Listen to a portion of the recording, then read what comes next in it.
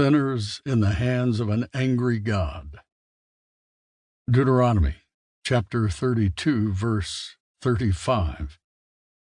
Their foot shall slide in due time.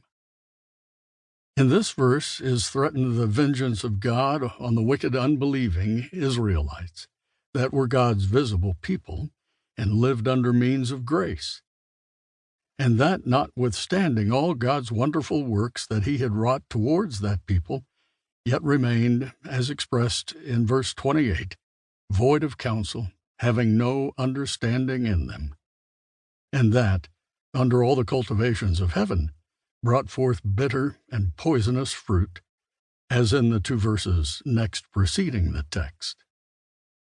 The expression that I have chosen for my text, their foot shall slide in due time, seems to imply the following things relating to the punishment and destruction that these wicked Israelites were exposed to.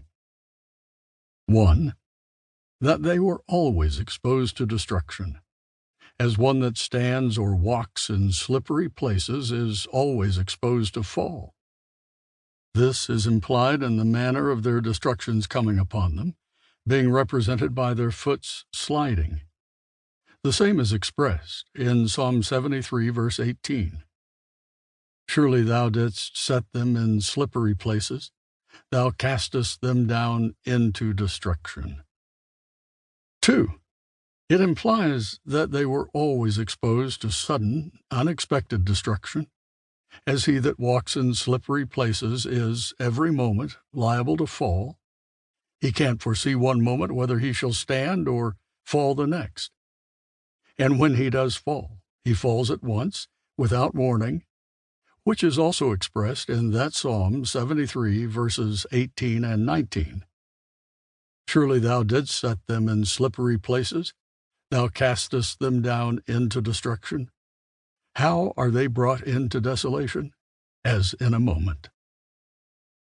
3. Another thing implied is that they are liable to fall of themselves, without being thrown down by the hand of another, as he that stands or walks on slippery ground needs nothing but his own weight to throw him down. 4. That the reason why they are not fallen already and don't fall now is only that God's appointed time is not come. For it is said that when that due time or appointed time comes, their foot shall slide. Then they shall be left to fall as they are inclined by their own weight.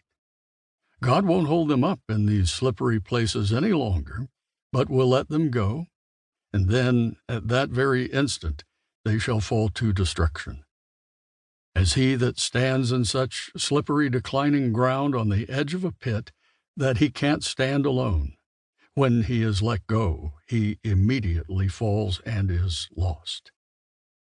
The observation from the words that I would now insist upon is this: there is nothing that keeps wicked men at any one moment out of hell but the mere pleasure of God. By the mere pleasure of God, I mean his sovereign pleasure, his arbitrary will, restrained by no obligation, hindered by no manner of difficulty, any more than if nothing else but God's mere will had, in the least degree, or in any respect whatsoever, any hand in the preservation of wicked men one moment. The truth of this observation may appear by the following considerations. 1. There is no want of power in God to cast wicked men into hell at any moment. Men's hands can't be strong when God rises up. The strongest have no power to resist him, nor can any deliver out of his hands. He is not only able to cast wicked men into hell, but he can most easily do it.